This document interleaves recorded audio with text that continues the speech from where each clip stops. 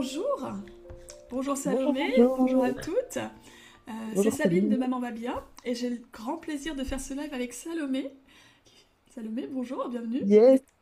Salut Sabine. Ouais, moi c'est Salomé illustre l'espérance Mhm. et je crois qu'on va parler d'espérance aujourd'hui. Voilà, effectivement, moi ce que j'aime beaucoup Salomé, c'est qu'on va parler d'un sujet qui est pas facile, mais ce que j'apprécie et ce que j'ai vu à la fois sur ce qu'on a échangé toutes les deux et sur ce que j'ai vu sur ton Instagram, c'est cette bouffée d'espérance, cette bouffée de, alors on va pas dire d'optimisme parce que c'est un sujet qui est pas simple, mais quand même de vie dans ce que tu partages. Et ça j'aime vraiment beaucoup, c'est important de le donner, de pas être dans le déni, mais aussi d'être dans cette acceptation et dans cette capacité à être aussi solaire que tu l'es. Vraiment, c'est super agréable. Donc merci pour ça, Salomé, c'est vraiment agréable. Bah, le plaisir est partagé et je trouve ça trop beau qu'on puisse partager ce live et de voir que oui, la maternité des parents, des mamans qui ont leur bébé au ciel, elle est inclue dans toutes les maternités et en particulier toi en tant qu'accompagnante postpartum, bah, voilà, ça me touche. Bah, c'est très, très, très important ce que tu dis, c'est très beau et on va commencer par ça. Justement, tu sais, on partageait tout à l'heure des informations globales et c'est un sujet dont on parle pas. Toi, tu disais que tu as découvert le deuil périnatal quand ça t'est arrivé. Mm, Et honnêtement, moi aussi. C'est comme ça que j'ai appris ce que c'était. Et je trouve ça très dommage parce que. Alors, je suis pas en train de dire que c'est normal, c'est douloureux, c'est quelque chose que, on va en parler, qui est profondément intime et profondément douloureux. Mais malheureusement, c'est quelque chose qui est beaucoup plus fréquent que ce qu'on pense. mm. Notamment, en France, on estime qu'il y a 10% des grossesses, 10%, qui aboutissent à une fausse couche spontanée. 10% c'est énorme, et à l'échelle mondiale, on dit que c'est dans les 15 et quelques pourcents.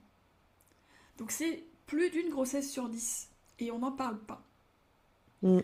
Et c'est un phénomène qui est d'autant plus présent, j'en parle parce que c'était mon cas, quand on a une grossesse tardive.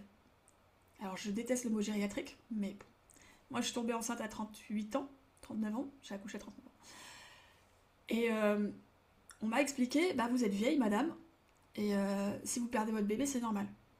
Et déjà, je pense que là, il y a un sujet qui est assez grave, Mm, parce que à la fois, le deuil périnatal, c'est quelque chose de monstrueusement commun.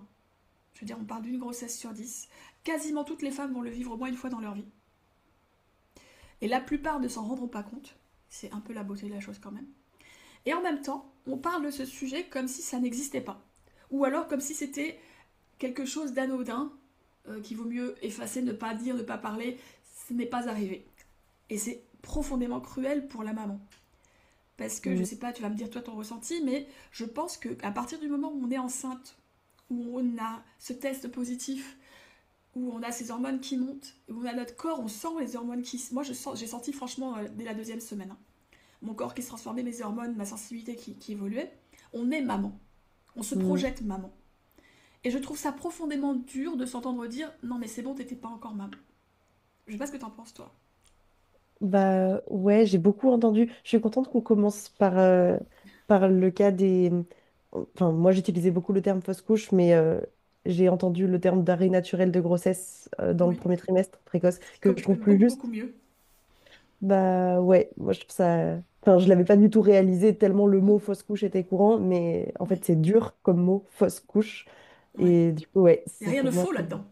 c'est ça, c'est juste une grossesse qui s'arrête. Mais du coup, je trouve ça bien qu'on prenne le temps d'abord d'aborder ce type de deuil périnatal.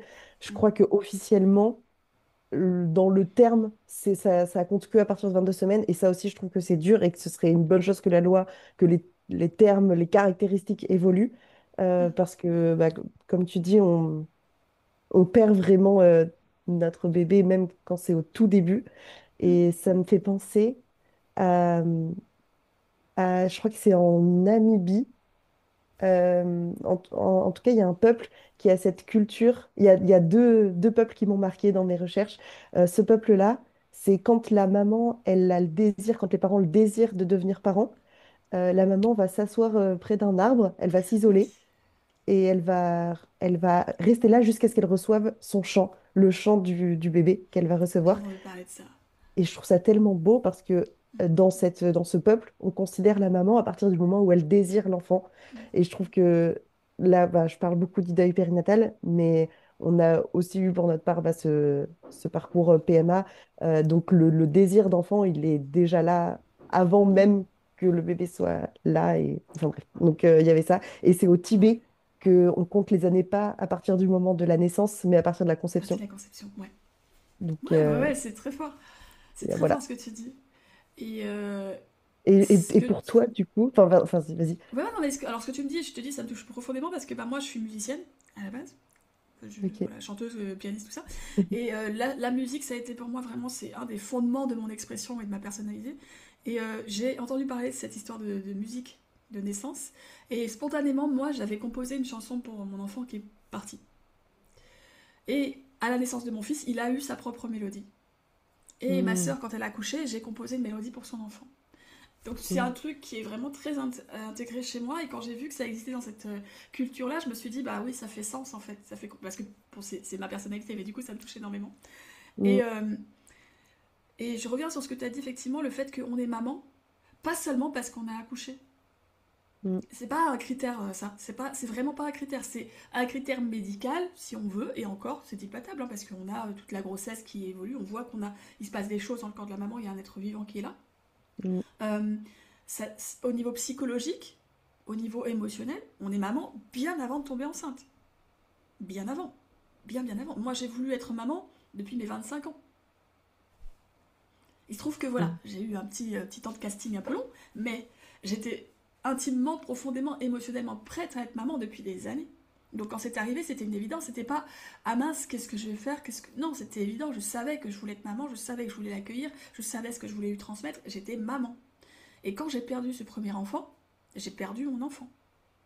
hmm. Alors moi, on m'a dit, alors je pense que toi aussi t'en as entendu des vertes et des pas mûres, et malheureusement c'est tellement courant, ça me fait mal au cœur. On m'a dit, bah ça veut dire que vous êtes fertile, rassurez-vous, vous en aurez bientôt un autre. J'ai changé de Ouais. médecin, ok, j'ai changé de médecin. Mais c'est... D'ailleurs, sentez-vous libre hein, de changer de médecin quand vous vous sentez pas écouté, parce que c'est pas le genre de choses qui sont acceptables. Il faut le savoir. Je vous le dis en tant que maman, et je vous le dis en tant que professionnelle de périnatalité, sentez-vous libre de changer les professionnels qui ne vous écoutent pas, avec lesquels vous ne vous sentez pas accueilli. C'est pas normal, c'est pas ok. Hmm, C'est important. clairement. Et je pense que c'est important aussi d'ancrer d'autant plus. Moi, mon expérience, c'est qu'on a été vraiment très, très bien accompagnés. Euh, et ça n'a pas empêché quelques phrases, en vrai, pas beaucoup, vraiment, quelques phrases maladroites. Mais du coup, je pense que le fait d'avoir eu le temps d'intégrer des, des vérités, ça m'a permis, au moment des phrases maladroites, forcément, il y a eu le choc, le petit truc, mais il a rien compris. Mais tout de suite, j'ai pu réagir. Et là, Mhm. enfin, je pense à cet exemple-là, c'était en mai, donc j'ai accouché en janvier. Peut-être que je raconte ça et après, peut-être que je raconterai quand Vas-y, même vas-y, ce qui je s'est passé. t'écoute. Mais là-dessus, du coup, j'ai accouché en janvier, donc février, mars, avril, mai, donc 4 mois après qu'on ait perdu Elika. Et il y a ce, ce gars-là avec qui on discutait et qui nous a dit, c'est pas grave, vous en aurez d'autres. Et, Et ça part d'un bon sentiment, mais... et en fait, c'est ça. Mais à chaque fois, hein, les gens, ils cherchent pas à être méchants quand ils disent ce qu'ils disent. Mais Non, du non. coup, je pense le fait d'avoir tellement conscientisé le fait que c'était extrêmement grave, j'ai beaucoup entendu de la part de la famille, etc., ouais, que c'était un vrai deuil, etc., bah, ça a fait que sur le moment où il a dit ça, je lui ai dit, bah si, c'est grave. Et en fait, ça m'a permis de pas cristalliser, je pense, ce moment Hmm. comme comme un échec ou comme encore une phrase qu'on se prend et sur Une lequel blessure, ouais. on n'est pas maître quelque part. Mais du coup, je vois d'autant plus l'importance d'ancrer ce qui nous fait du bien. Moi, c'est ce que je fais avec mes illustrations, le fait que je dessine, que j'écris, que Mhm. bah, c'est ça qui m'aide à me rappeler tous les jours où elle est mon espérance et que mon bébé, il est là, il est au ciel et tout ça. Hmm. Et, euh, Et il et a voilà. existé, il est réel. Ouais. Et en fait, même si on peut en avoir conscience, si on, enfin, si on ressent le besoin en tout cas, ça fait du bien de se l'ancrer et de le réentendre et de se le redire Hmm. de façon à ce que quand il y a les phrases maladroites, on soit prête à répondre enfin voilà. Et derrière, à être fier de soi finalement. Exactement, c'est important de ça, de garder cette notion de En fait, c'est très difficile quand on est dans une période difficile comme ça, de pas prendre directement pour soi ce que les gens disent et de pas se sentir jugé. Alors Ouais. que souvent, les gens, quand ils disent ce genre de phrase, c'est parce que même ils sont maladroits, ils savent pas comment accueillir ça. En fait, on sait pas quoi faire de ce deuil périnatal. Donc, les Mm. gens ne savent pas quoi en faire. Ils savent pas quoi faire de cette information, ils savent pas quoi faire de notre douleur, ils savent pas quoi faire de ce vide. Et comme ils ne savent pas quoi en faire, eh ben ils le prennent et hop, ils disent non, non, mais en fait, c'est bon, on n'en a pas besoin, t'inquiète pas, ça va passer. Et toi, t'es en mode, en fait, non, ça passe pas. J'en pleure pendant des jours, je suis pas bien, mon enfant est pas là. Et en plus, tu veux faire comme s'il n'existait pas. Ça me fait encore plus mal. J'ai Mm. besoin que tu le reconnaisses. Et je trouve que, et là, encore une fois, c'est vraiment pas un jugement de ma part parce que je sais combien ça peut être difficile. Toi, tu as eu cette force-là, moi je l'ai aussi. Il y a plein de mamans qui ne l'auront pas et si vous l'avez pas, c'est ok.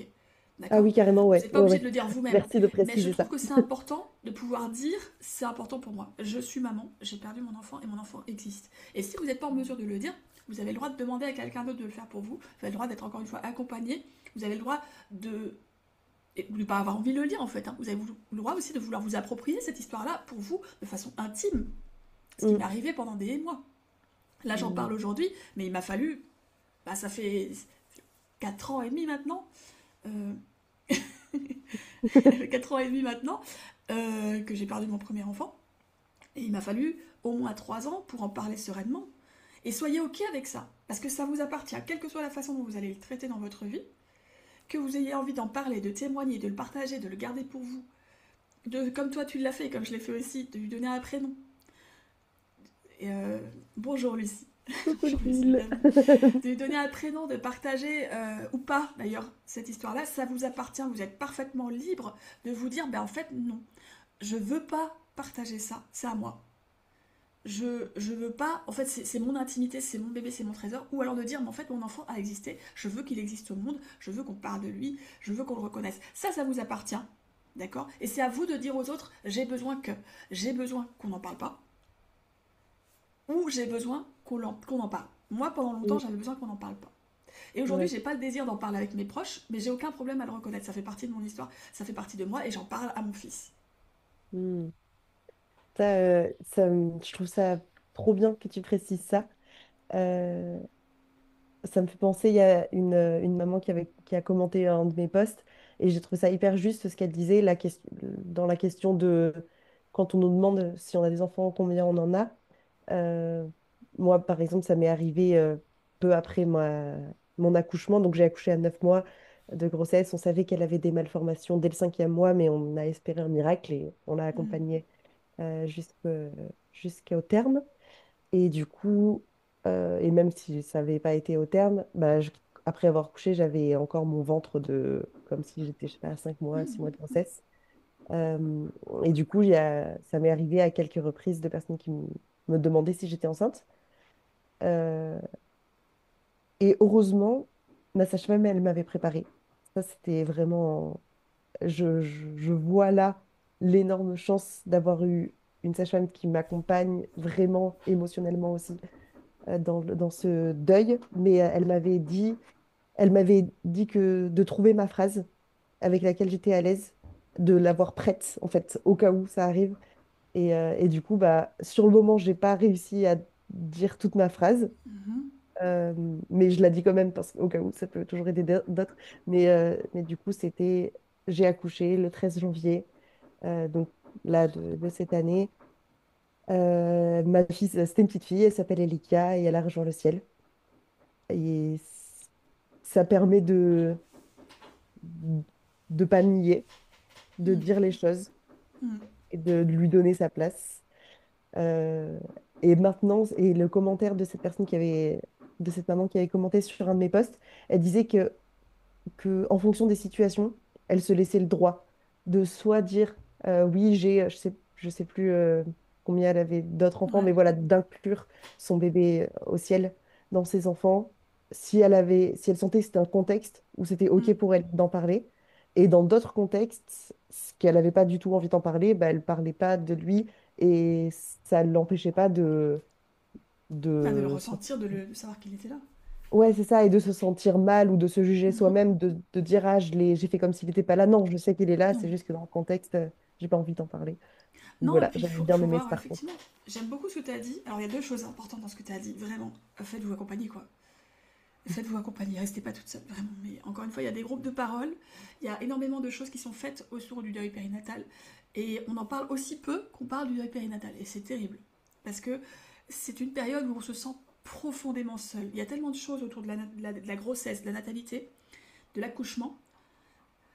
Pas trop, mais ça commence à venir sur le postpartum. Et rien sur toutes les autres formes de maternité. Moi, j'appelle ça une autre forme de maternité. D'accord. Et il n'y a rien pour ça. Donc, soyez accompagnés. Sachez que moi, je suis effectivement accompagnante périnatale. Mais ça veut dire que la maman, que son enfant soit là ou qu'il soit au ciel, elle a besoin d'aide. Elle a vécu cette grossesse. Elle est en postpartum. Que ce soit dans son corps ou dans sa tête ou dans son cœur. Donc, vous avez le droit à ça et vous avez besoin de cet accompagnement. Donc, accordez-vous-le. Sous la forme qui vous conviendra. Je ne suis pas en train de vendre mon accompagnement, c'est pas ça.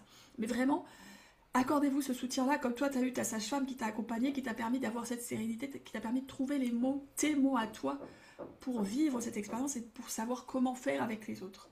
Parce qu'encore une fois, les autres, ils savent pas forcément quoi faire avec cette information. Et c'est pas à vous, dans votre deuil et dans votre vécu, de les gérer eux. Vous pouvez pas les gérer. Vous pouvez juste leur dire c'est ok pour moi, voilà ce que j'ai vécu, voilà comment je le vis, voilà comment j'en parle.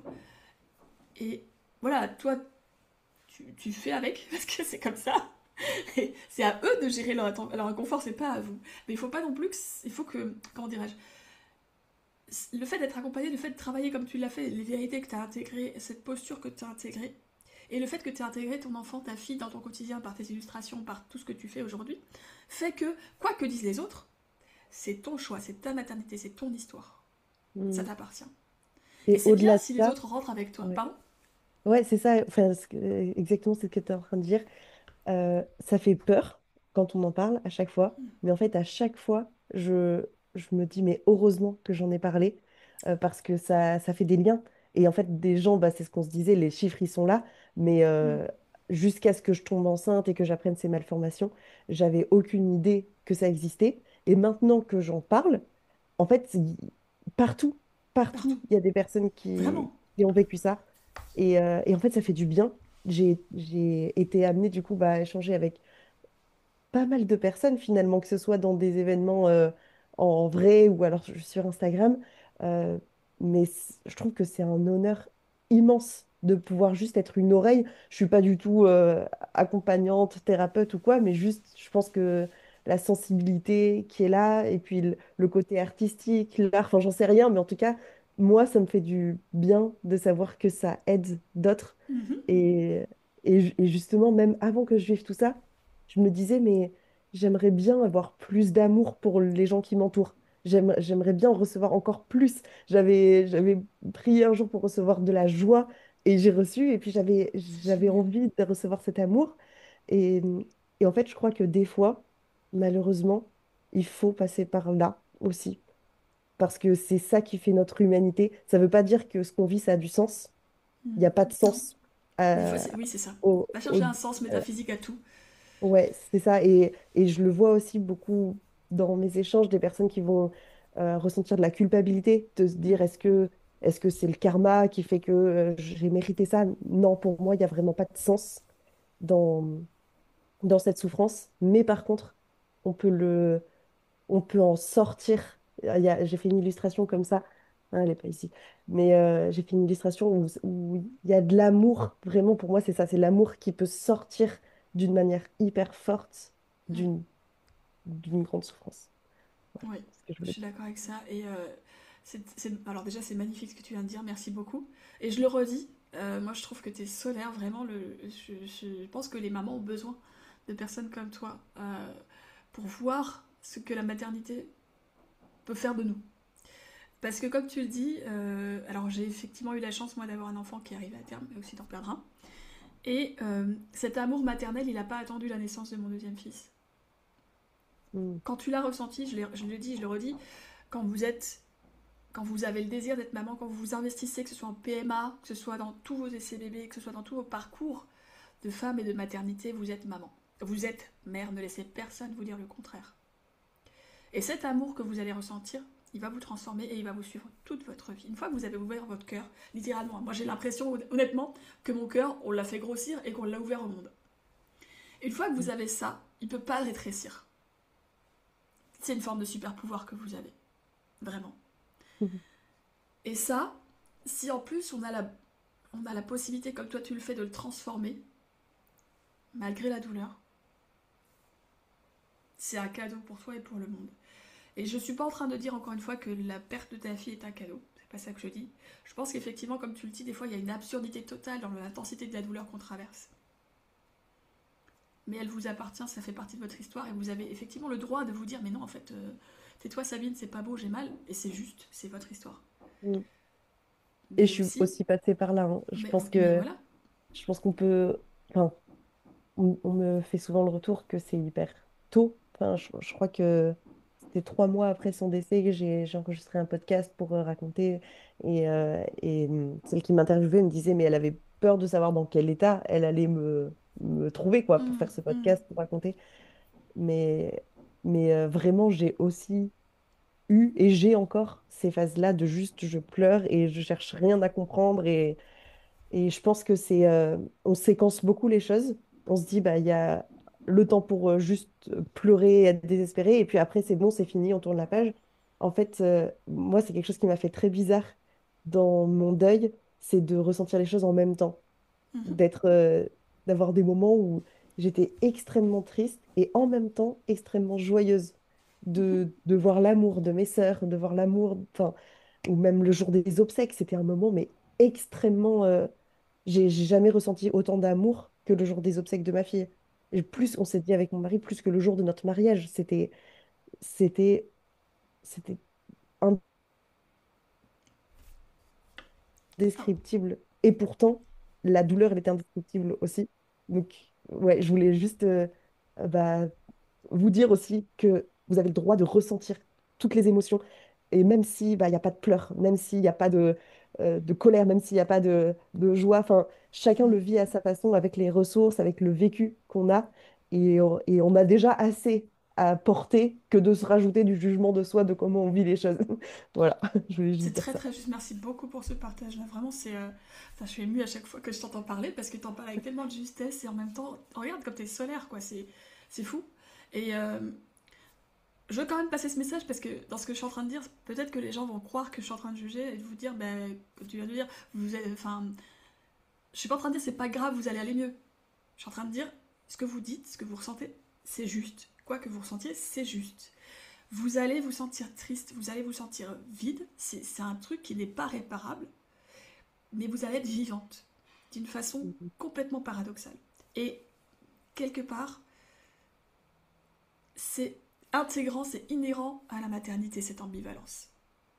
Vous allez, ce fait d'être à la fois triste, en colère, euh, heureuse, pleine d'amour et vide et en même temps, cette ambivalence complète, elle est partie intégrante de la maternité. Et il y a un truc que tu as dit qui est profondément juste, et merci pour ces mots. Littéralement, c'est la vie. Il n'y a pas de séquence dans la vie. Vous êtes en vie, vous allez ressentir des trucs. Quand j'ai perdu mon enfant, le lendemain, j'ai rigolé à une blague. Et après, j'ai repleuré. Mais Mhm. c'est la vie. Quand j'ai perdu mon père, le lendemain, peut-être pas le lendemain quand même, mais quelques jours après, j'ai rigolé à des blagues. Et après, je me suis sentie coupable d'avoir rigolé. Mais mon père était un grand vivant, il rigolait de tout. C'était un mec. C'était la joie de vivre incarnée. Il aurait voulu que je rie. Mon enfant n'aurait pas voulu que je pleure toute ma vie. Mhm. Et du coup, oui, vous allez avoir ces moments où vous allez pleurer, vous allez être pas bien. Et ce sera par rapport à ce deuil, ce sera par rapport à d'autres événements de votre vie. Et vous allez avoir des moments où vous aurez envie de justement d'accueillir tout cet amour que vous allez avoir autour de vous, ou cette joie de vivre, tout simplement cet élan de vie qui a fait que bah, vous avez conçu cet enfant, que vous êtes arrivé là où vous en êtes. C'est un élan de vie. Mhm. Et cet élan de vie, Clairement. il vous appartient. Et la vie, c'est pas juste sourire. La vie, c'est pas juste pleurer. La vie, c'est accueillir toute cette ambivalence-là. C'est accueillir toutes vos facettes. Et elles sont toutes justes et elles sont toutes vraies. Mhm. De fou. Trop bien, trop trop bien. Franchement, je trouve ça trop cool d'échanger comme ça. Je me dis, est-ce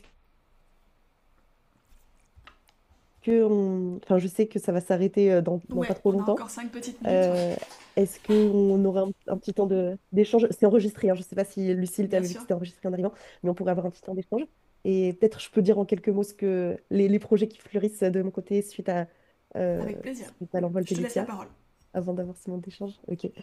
Bah, du coup, je dirais, le gros projet qui est venu assez rapidement après le décès d'Elikia, c'est que j'ai commencé à écrire. J'avais besoin de me souvenir de tout ce qu'elle avait vécu.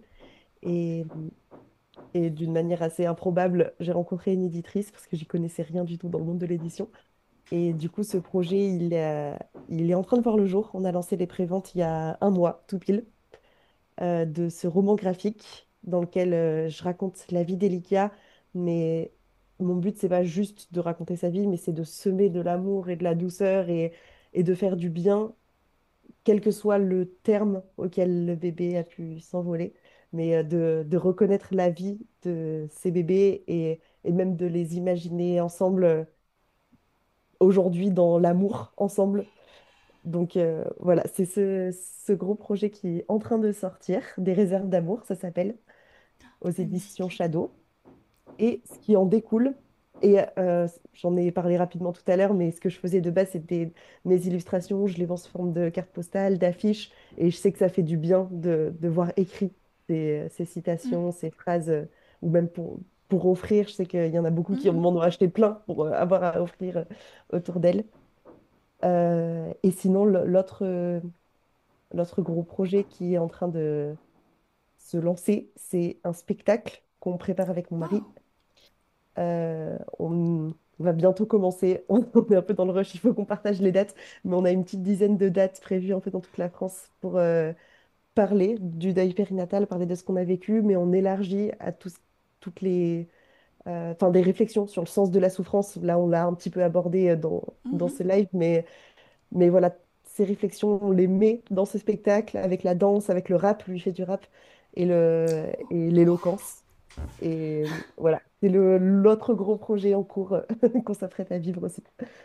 C'est extraordinaire. Bah écoute, franchement, tu me donneras une nouvelle. Je mettrai, moi, ton compte, les liens vers tes réseaux en dessous de cette vidéo. Et ouais, Ok. ouais, tu nous partages ça parce que j'ai vraiment hâte de savoir ce qu'il en est. Et peut-être qu'on va se rencontrer, que je pourrais voir ton spectacle. Ce serait trop, trop chouette. Mais oui, avec grand plaisir. J'ai hâte. Et Bien. Lucille, on va te donner le micro si tu as envie de participer, hein, mais avant que je te laisse la parole, je voulais juste vous évoquer un sujet. Il y a un documentaire qui vient de sortir avec la coopération de la Maison des Maternelles qui s'appelle Le Sentier des Absents, ou Le Sentier de... Ouais, c'est ça, Le Sentier des Absents. Et qui parle justement du deuil périnatal, donc c'est un documentaire que je vous invite à aller voir. Pareil, je vous mettrai les références en dessous de la vidéo pour que vous puissiez aller voir ça. C'est vraiment le sujet, vous savez, autour du mois d'octobre. Donc profitez-en, c'est vraiment une très très belle initiative. Et de la même façon que ce que tu partages aujourd'hui, Salomé. Donc si vous avez l'occasion d'aller le voir, n'hésitez pas. Voilà. Lucille, est-ce que tu avais des questions ou quelque chose que tu voulais partager avec nous, dis-nous. Alors, bonjour. Bonjour. Coucou. Euh, coucou Salomé. Du coup, Salomé, elle connaît déjà un peu ce que j'ai vécu, mais j'ai vécu aussi un deuil périnatal, du coup, même si je ne le savais pas à ce moment-là. En fait, je ne savais pas que je pouvais l'appeler aussi un deuil périnatal, du coup, parce que j'étais même pas au courant que j'étais enceinte. Hmm. Et, euh, et au bout de 3 mois, il y a eu des gros changements dans ma vie et une grosse nouvelle qui fait que, en fait, j'ai fait une fausse couche. Et voilà. Du coup, ça m'a un peu perturbée parce que je savais même pas si je voulais des enfants avant ou pas. Et, euh, et voilà, donc ça a tout amené un peu. C'était tout un chaos d'émotions. En plus j'avais un autre deuil en plus à faire en même temps. Donc c'est très compliqué comme situation. Et, euh, et en fait, en entendre parler, ça fait beaucoup de bien, je trouve, parce qu'on se rend compte qu'on n'est pas toute seule et que peu importe comment on l'a vécu, on l'a quand même vécu. Mm. Exactement. Donc voilà. Ben, en tout cas, merci Merci. de partager ça, Lucille. Moi, je te connaissais pas avant de te rencontrer donc aujourd'hui. Merci de ton témoignage, merci de ton authenticité parce que c'est pas facile. Et tu as raison. Mm. Tu as raison. Tu n'es pas toute seule. Ce que tu as vécu, c'est réel. Et que j'aime, c'est que tu as parlé du fait qu'effectivement ça a été très brutal dans la façon dont ça s'est passé, parce que tu n'étais pas au courant et c'est arrivé, tu l'as perdu avant même d'être dans la conscience de cette maternité et tu n'avais pas ce désir, tu t'étais pas projeté. Mais du coup, ça t'a permis de te poser ces questions-là et tu t'es découverte maman avant même de t'être posé la question. Ce que je veux te dire, c'est que quels que soient tes choix à l'avenir, tu l'as été. Alors, c'est pas forcément confortable quand on n'est pas. Parce que c'est vrai que Salomé et moi, on était dans les projets de maternité, c'est des choses qu'on avait, voilà, qu'on avait conscientisées. Mais quand on ne l'a pas conscientisé, c'est encore plus profond parce que notre corps change d'une façon qu'on n'a pas prévue. Et en plus, tout ça, ça s'est arrivé, ça s'est passé dans un contexte où tu avais d'autres, comme tu dis, d'autres circonstances difficiles qui te sont arrivées. Moi, vraiment, ce que je veux souligner là-dedans, c'est que ton expérience, elle est réelle, ton enfant, il a existé, ta maternité, elle est réelle. Et c'est à toi de décider, vraiment, comment tu l'inscris dans ton histoire. C'est ton récit à toi. Je vais pas te dire, ça y est, t'es maman à vie, tu seras... C'est à toi de dire. C'est vraiment à toi de décider ça.